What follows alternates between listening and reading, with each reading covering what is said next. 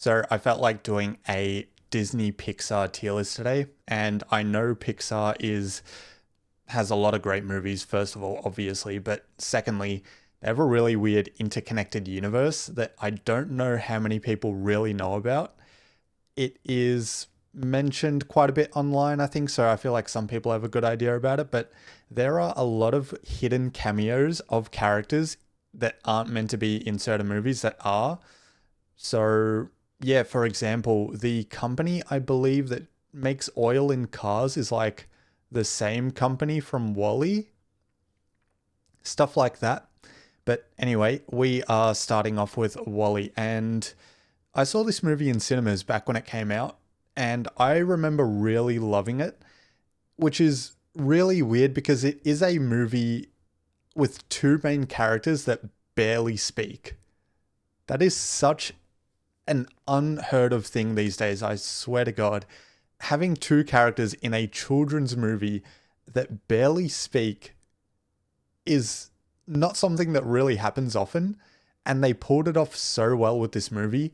Wally is like this really opportunistic, optimistic robot that collects rubbish and turns it into cubes and is cleaning up Earth while the humans are away. And I think it's Eve. And then in the movie, she tries to teach Wally her name, and she says Eva, like Wally says Wally. Anyway, really cool movie. Love those two together. They work really well. Has a lot of really cool commentary on the state of the world, which I think is always relevant, which is just, pick up your litter, don't throw shit on the ground, that sort of thing. Otherwise, we'll end up in space all fat, like all the humans in Wally. So overall, I really love this movie. I think I might go S tier on this movie. I really might. I think it is an S tier movie. And this just kind of hit me. I feel like a lot of these movies are going to be B and up. But anyway, we'll see. We'll see how we go. Next up, we have Finding Nemo. This movie was set in Australia, in Sydney, I believe. There is one kind of call out to Sydney, which is pretty cool. I don't live in Sydney. I live in Melbourne, but it's kind of cool that this movie was set close to home, sort of. It's got one of the most iconic characters, I think, of Nemo, and one of the most iconic designs for a character as well. I think everyone's favorite fish after this movie came out is a clownfish, and that's pretty cool. There's a lot to love as well about all the characters. For example, all the characters that are in the fish tank at the end at the dentist place are all amazing. I think the guy that plays the fish that has the black, white, and yellow stripes, he's played by the dude that plays Green Goblin. For some reason, I'm blanking on his name. Willem Dafoe. I think that's who plays him, which is kind of cool. And then Ellen DeGeneres plays Dory, I believe, which is really weird because she's kind of weird. But anyway, great movie, really cool story, really sad, hard-hitting beginning to it, but it picks up the vibes right after that pretty quickly. So yeah, I kind of want to go S tier. It is Finding Nemo. It is a great movie. I'm going to go S tier. I don't care. Next up, we got Monsters University. So, funny story about this movie. It came out around the time that Apple made the Apple Tower, like the one everyone calls a trash can, which is pretty funny. But anyway, this movie was edited all on that device, which is really weird. And it was also edited, I believe, on whatever the Apple video editing system is. They used the Apple Mac that looks like a trash can, so of course they used the Apple software to edit the movie as well. Kind of a weird flex. I know that was something that was kind of pushed in the marketing as well. It's just like, hey, or at least for Apple, like Apple kind of showed it off like, hey, this movie was edited on our computer, which is cool, I guess. I don't think it lived up to the original Monsters Inc., but I think it was a cool, like a really cool insight into how the wider world of the Monsters Inc. University works with, sorry, Monsters Inc. universe works with Monsters University. That was a bit of a tongue twister. Anyway, this movie, I think I would put it in a B or a C, to be honest. I'd probably go C. It's not that memorable, but I remember enjoying it when I first watched it. Next up is Elementals. Elementals. I haven't seen it. The only thing I know about this movie is all the memes that came out about the movie when it was in cinemas, and how there's this like one character that's like a fucking tree or something, like a plank of wood, and he like rizzes up girls or some shit in the movie. I don't know. I remember that being a meme when it came out. I think the movie bombed. I don't think it did very well. Disney tried to push it in a lot in marketing and online and social media and shit like that, but it did not float well with people. So yeah. Monsters Inc. I want to go... Oh, it's a really fun movie. It's a really cool movie, and it hits pretty hard on the idea of kids being scared of what's in their closet, or having a fear that can be really relatable to a lot of young people, which is cool. And everyone has like a monster in their closet. I guess that's what they were trying to get at. Other than delving into the themes of this movie, it's led by two really cool characters, which are Mike Wazowski and...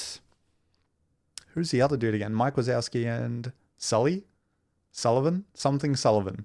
Or Sullivan something. I don't remember. But they're a really odd duo, and I think that's kind of what works well for them. And that's something that works well in a lot of movies. Here it's done really well. And yeah, I guess that's all I really enjoyed about it.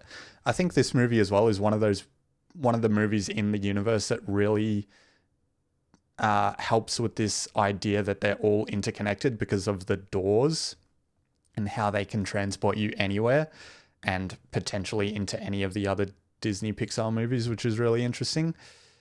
Overall, I'd probably go B. I'd probably only go one above Monsters University, to be honest. Yeah, I think that's where I'll leave it. A Bug's Life. This one, I really enjoy this movie, but it's not something that is, I think, as... Like, I don't think it can be enjoyed generation to generation as much as something like Toy Story. I reckon Toy Story is something that can be enjoyed from kids of the 90s when it came out to kids of the 2000s, 2010s, and I'm sure it'll be enjoyed by kids in the 2020s. A Bug's Life, I don't think, is one of those movies. I don't think it really shows what Pixar do best. And when I say that, I mean like really catering to kids. Not that it is not a kids movie or it doesn't feel like a kids movie or something like that, but I don't think kids are really into bugs that much unless they're eating them or dissecting them or something like that, like the weird kids. If like this movie is for the weird kids, I enjoyed it. I remember enjoying it, but I don't think it holds up super well. Next up, we have Up. That is a straight up S tier. This one is really one that is or can be enjoyed by kids and parents alike, or adults as well, because it is such a hard hitting movie, especially at the start. This movie has one of the saddest starts to a movie of all time. Like, you see this young couple get together, get married, move into a house, grow old, and then fucking die.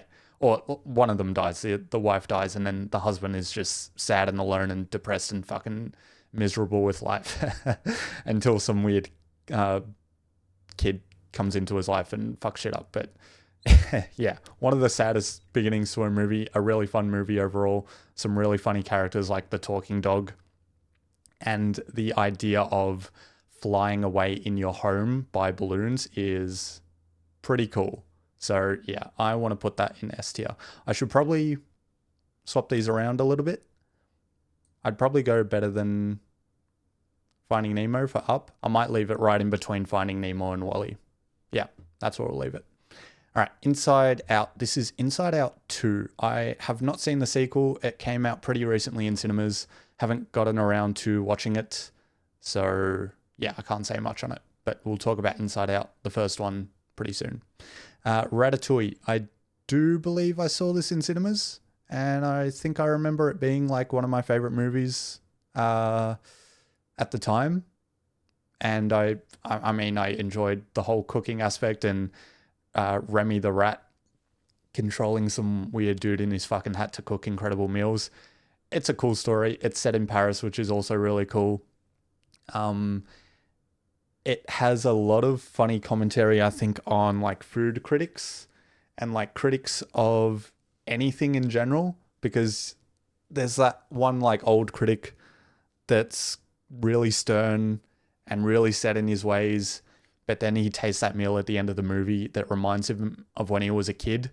And it's just like, oh, damn. Like, I remember why I love food again. And it's not just like, oh, I'm going to pick this meal apart for every like fucking morsel that I can taste and, give it a rating based on that. This is like, no, this is some like nostalgic shit that I'm eating and I love it. And it probably goes off the scale of like 1 to 10, or I feel like any kind of person that reviews movies or TV shows or anything will watch something like Deadpool and Wolverine that came out recently and remember 20 years ago when they watched the first X-Men movie come out and be reminded of that and love the movie regardless of whether it was enjoyable or not, or technically good or not. So really interesting movie, really enjoyable movie. I'd probably go either B or A, to be honest. I might go B. I'll go B. I'll go just behind Monsters, Inc. Because I think that was a more fun movie overall. Yeah. Cars 3. I did see that pretty recently. I think I saw that this year. I didn't see it when it came out because cars aren't really my thing. And I don't think they really made the best Cars movies they could. I have a lot of nostalgia for the first one. I also have a bit of nostalgia for the second one. Cars 3 wasn't for me, I think. Even though it should have been for kids of my generation or people of my generation, but I don't think it hit me as hard as it should have. I believe I watched the first Cars when it came out in cinemas. I think it came out in like 2005, 2006. And yeah, Cars 3 just didn't hit as hard for me personally. I think it had a good story and cool characters, but the whole passing of the torch didn't really work for me, to be honest. So I'd honestly put it behind A Bug's Life as well. Incredibles 2, I did see this movie. I think I've only seen it once. Not as many times as the first one, of course, because I've seen that plenty. I think it's something I'd probably have to rewatch. I don't think I can really rate it fairly. I'd probably put it maybe in C overall. It's not something that sticks in my head really well. And the first Incredibles movie is like such a hard movie to top. So yeah, it didn't stick in my head, which is really a shame. For some reason, Monsters University sticks in my head way more, and that came out a long time before this. Yeah. Also, Incredibles 2 was like way overdue by the time it came out. But anyway, Brave, I have not seen this for some reason. I do not have an urge to watch this movie. Like, I don't know, something about the main character, I just don't feel like I'm going to really relate to her or enjoy her story. So, haven't picked it up yet. Maybe one day, but I don't really feel like it. Next up is Toy Story 4. So this is when they brought... I don't remember the character's name exactly. It might be Forky or something, or Sporky, but it's the Spork, the guy that has the fucking wire feather things and googly eyes and is made of a fucking spoon and fork combination utensil. Really weird character, but somehow it works so well. I really liked the character and I really enjoyed what the character taught Woody in this movie. I thought was a really useful and important lesson to learn. Toy Story 4, I think, really surprised me. And I think it surprised a lot of people because it's not a movie that you think would need to be made after Toy Story 3, but it was made. I think it was great. Overall, I'd honestly probably, oh, I don't know, man, where would I put it? I might go A or B, I'm feeling. I think it might have to be the first A movie because it does rely a lot on the build up of the last three movies. Like, you love Woody because of Toy Story 1, 2, and 3. You don't love Woody because of what he does in this movie, I think. Um, yeah, I think the last three movies really help make this movie better. Yeah, I think it like leans on those last three movies a lot to help push Woody's narrative in this movie. But yeah, I really like the Sporky fucking character. Yeah. Inside Out. So this is the first Inside Out movie. Big surprise for everyone, I think. I really believe they nailed a new iconic IP. Like, it is super hard these days, I think, to come up with an original iconic IP, but somehow I believe that they hit the nail on the head with Inside Out because it is just based on human emotion, which everyone has, and it like everyone can understand human emotion, or at least regular people. I don't know about sociopaths or whatever, but yeah, really enjoyable movie, awesome characters based on human emotions, which everyone understands. And I think everyone can relate to every single character in this movie, which is hard to do. And it's all set in like this little kid's head. And I think we can all remember being a little kid and feeling these weird emotions that we don't understand quite well, but we try to deal with them. And yeah, this movie does a great job. Also, the elephant, I think, is like some weird character lost in the Lost Memories void or something. I don't remember super well. I think I saw this in cinemas and never saw it again after that, but it is something, it is a movie I really love and will definitely watch again. Or I think it would go in A tier above Toy Story 4 as well. I don't know if it can touch S tier just yet. I've only seen it once, so I'm going to put it in A. We've got Finding Dory. Yeah, these sequel Pixar movies that come out fucking 20 years after the original that I've only seen once just don't stick with me as much. So I honestly don't remember too much about this movie. Very similar to Incredibles 2. Yeah, I really don't have much to say on it because I don't remember much. I would probably put it in D tier at the top. Probably, I reckon. I think this movie's called Turning Red. I haven't seen it. I've heard good things. Haven't gotten around to it yet, though.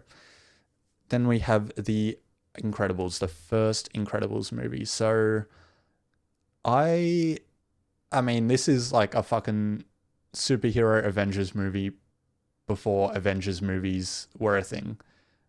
It has like it's based on like a family of superheroes, which I think is really cool. And everyone has their powers, and they still somehow get on each other's nerves. Dash is really awesome in this movie. I think every little boy wanted to be Dash and the fastest kid in school and shit like that. And then I think Frozone is one of the coolest characters, maybe of all Pixar movies. He's just some dude that can freeze shit. But like Samuel L. Jackson, I believe Samuel L. Jackson plays Frozone, and yeah, he definitely does. And yeah, I mean, fucking who doesn't love Samuel L. Jackson? Anyway, the story of this movie is also really cool because it is kind of like, it kind of tells the story of what if someone met their hero and they weren't who they thought they would be. I think that is an awesome concept for a story and is told really well in this movie, and what can happen if like an influencer or someone that is in a prominent position in the world and a fan of theirs meets them and they don't turn out to be the person they have imagined this entire time, and what can happen to that person when they meet them. Other than that thematic kind of breakdown of the movie, it's a lot of fun, great action sequences, really cool characters, designs that have stood the test of time as well, I think, which is awesome. Of all the movies here, I think this is probably the most fun movie so far for sure. And yeah, I think I'm going to put it in S tier. Yeah. The Good Dinosaur, I have not seen this movie. I heard it was good, and that's it. Onward, I think, stars Chris Pratt and Tom Holland, which is a funny pairing. They have a very funny back and forth in the Avengers Infinity War. And that's all I know. I have not seen this movie. I don't think I will. Oh, I shouldn't say that. I don't have any urge to watch it. I think it kind of came out and tried to lean on the fact that Tom Holland and Chris Pratt are massive stars, and I don't know if the movie brought anything else to people other than the two main stars. Yeah. Anyway, haven't seen it, so that's all I can say. Soul. We're in a string of movies I haven't seen, but I really want to watch this movie. I just haven't gotten around to it. It looks really cool. I will watch it maybe tonight, honestly. Yeah, really want to watch that. Haven't gotten around to it though. Yeah, anyway, Toy Story 3. So, man, this movie was like, this movie hit fucking hard. So I wasn't really around to watch Toy Story 1 in cinemas. I don't know if I watched Toy Story 2 in cinemas, but I most certainly grew up with Toy Story 1 and 2, watching them back to back, watching them every other day as a kid. I loved those movies. So when I watched Toy Story 3 in cinemas in 2010, I believe it was, this shit hit so fucking hard, man. Like, all the toys at the end in the fucking furnace and you think they're gonna die, like, that is the craziest way to end your movie. I don't care. It's like, not just for a Pixar movie, for any movie, to put everyone's favorite characters in a position where they are slowly inching towards death is so insane. Other than that, this movie had what else? Fuck. This movie had the whole Spanish buzz, which is so funny. One of the funniest scenes. I think I remember everyone in cinemas laughing so much at that. What else? Also, the whole breakout, the whole prison break scene in the kindergarten was hilarious. I think this movie has so many great fucking moments, and it closes off an incredible trilogy, like, perfectly. Like, this is a 10 out of 10 movie, no fucking doubt. Overall, it definitely goes in S. Honestly, it goes above Incredibles. I don't care. Anyway, next up we have Luca. Not a movie I've seen, not really one that I am keen on seeing. I don't really have an urge for it. Maybe one day. Same old story. Anyway, Toy Story 2. I think I always enjoyed this one more than the first one as a kid. This movie had probably my favorite opening to a movie of all time when I was a kid, which is the fact that they made Buzz Lightyear a video game, and the whole opening is, I think it's, I can't remember the character's name now, but I remember, I think it's the pig and the T-Rex playing the video game. And it's just an awesome scene. You get a little bit more lore on Zurg and Buzz Lightyear. I'm pretty sure it's just Darth Vader and Luke Skywalker. Like, that's where they got their whole identities from for creating those characters. But I thought it was really cool, really awesome opening to the scene. You also get a pretty, like, this movie has a meme that has stood the test of time, which is incredible, which is when Buzz Lightyear goes into the toy store and then goes down the aisle, and it's just like the entire aisle is just him, like 100,000 copies of his toy on the shelf, and he's just like, oh, I'm not original, I'm not a one of one. And that meme has just it's just so funny. I think this movie's fucking great. I don't know if I'd go all the way to S, but I do love it. I definitely love it more than Toy Story 4, so I'm gonna put it in A, just below just above Toy Story 4 and below Inside Out, because I think Inside Out is honestly a better movie. Lightyear, haven't seen it. I don't know if I want to go down that path because it's about the real life Buzz Lightyear, the Buzz Lightyear that the toy is based off. And I don't know if I want to know about the person that the toy is based off, because I love the version of the toy that is in the other movies. So anyway, the original Cars 1. This is, I think a lot of people have this movie as one of their guilty pleasures, and I can see why. It's not like it's not like the pinnacle of animated kids movies with incredible themes and real life struggles and shit that is depicted in the movie. It's just a fun movie about a fucking car called Lightning McQueen. I love this movie, to be honest. What I love even more about this movie is actually the animated short that plays right before it with the kid that is trying to give a coin to a busker, and there are two buskers and they're fighting over this kid to get his coin off him, and they're trying to one up each other. It's super funny. Anyway, also there is a PlayStation Portable game based on this movie, which was fucking awesome, which I always used to play. I love that game. I do love this movie. I would probably put it in C tier though. Yeah, I'd put it in C tier. I'd put it above Incredibles 2, just based on the fact that I don't remember much about that movie. And then I would put it above Monsters University because I couldn't really care for Monsters University. But I definitely wouldn't put it in B tier because it doesn't belong with Ratatouille or Monsters Inc. There. Cars 2. This is a really weird pivot from Cars 1. So Cars 1 was just about this fucking Grand Prix Piston Cup situation. And Cars 2 is like this spy espionage thriller that everyone memes about because it's like such a weird pivot. But I think it actually worked really well. It's much more enjoyable than the first movie. It brings in, I think the car is based on a Aston Martin. I can't remember the name of the character, but it's the main detective, and then Mater gets fucking dragged into this whole spy detective aspect of the movie, which is hilarious. The whole wasabi scene is one of the funniest scenes I've ever watched in a movie.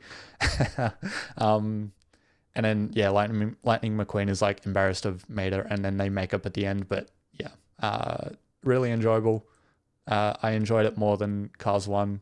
I think it's a way more fun movie. I'd honestly put it in B tier. I'd put it just below Ratatouille though. Coco, haven't seen it, so I can't really say anything on it. I mean, it looks really cool. I think it is based on I think it's the Spanish holiday, the Day of the Dead. I don't know if it's a holiday or just a cultural remembrance sort of day, but it looks kind of cool. Haven't gotten around to watching it yet, so it's just going to go in have not seen. Now, the original Toy Story. This is a great movie. I think it stood the test. It stands the test of time extremely well. Yeah, I mean, what more can I say about the movie than that hasn't already been said? Like, it's about fucking toys being real. Like, what kid watched this movie and did not put their toys in a room, leave the room, and try to fucking catch their toys being alive in the act?